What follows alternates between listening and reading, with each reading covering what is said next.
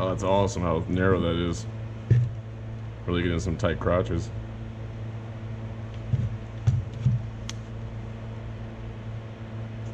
Evening, humans. Proud to be working with TrueStuff.com and bringing you this unboxing overview and my personal first opinions on the Silky Tsurugi 300mm 6.8 teeth per inch handsaw. This is a 300mm, also comes in 200 and 400 millimeters, and it is also available with a finer tooth at 8.5 teeth per inch. So this is the more aggressive of them, and you can tell the length of it by the color coding. The red is the 300mm. Now, if you're not familiar with the differences between curved saws, like my Zubat, and the straight blades, the curved blades are going to give you a more aggressive cut, so you'll be able to cut a bit faster, but doesn't really give you much control if you're actually wanting to angle a hinge or have more precise control over the back cut in the tree. In addition, it also leaves more room for error in nicking other branches while making a cut. You can also see it's a bit wider as well. With the flat blade and its narrower profile, you can get into tighter crotches and make more precise cuts. You have less risk of damaging other branches on the tree, and of course it allows you much more precise hinge control. Let's take a closer look.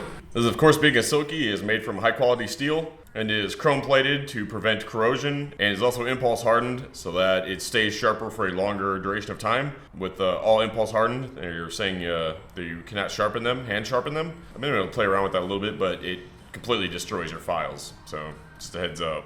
The saw itself is 0.52 pounds, and the combo together is still only 1 pound, so incredibly light.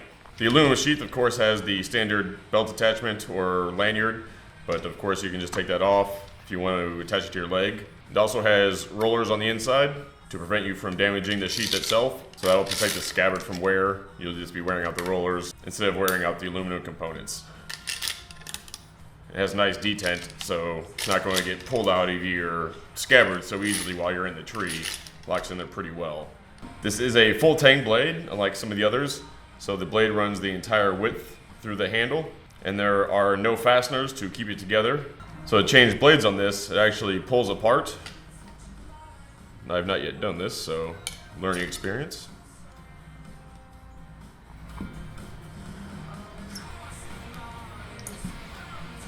And you replace the entire blade assembly. Didn't see that before, so you also have a lanyard attachment down there if you need to tie it off if you're afraid of dropping it, whatnot. So as I mentioned, this is a bit less aggressive than the curved blades. Let's go ahead and give it a test. I've got a new blade for my Zubat 390. This one's a bit dull. So go ahead and slap it on there, and then we'll make some cuts. All right, here she is.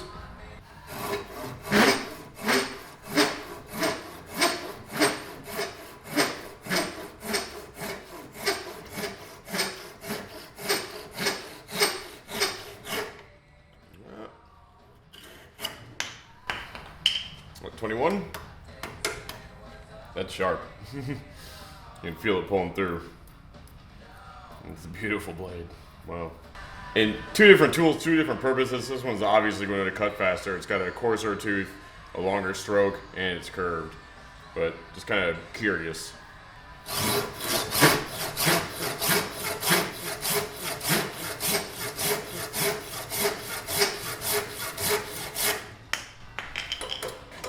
So 15 versus 21, that's still pretty impressive.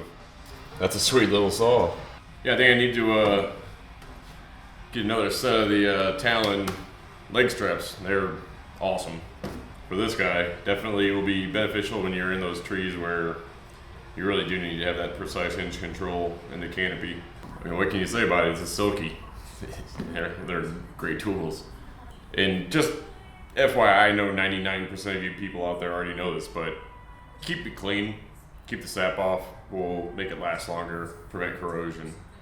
I use rubbing alcohol, but I'm sure there are tons of different things you can use. Check the description below for a link to the product page at TrueStuff.com. Use the discount code online to receive 7% off your entire order at TrueStuff.com. And as always, have a good one, humans.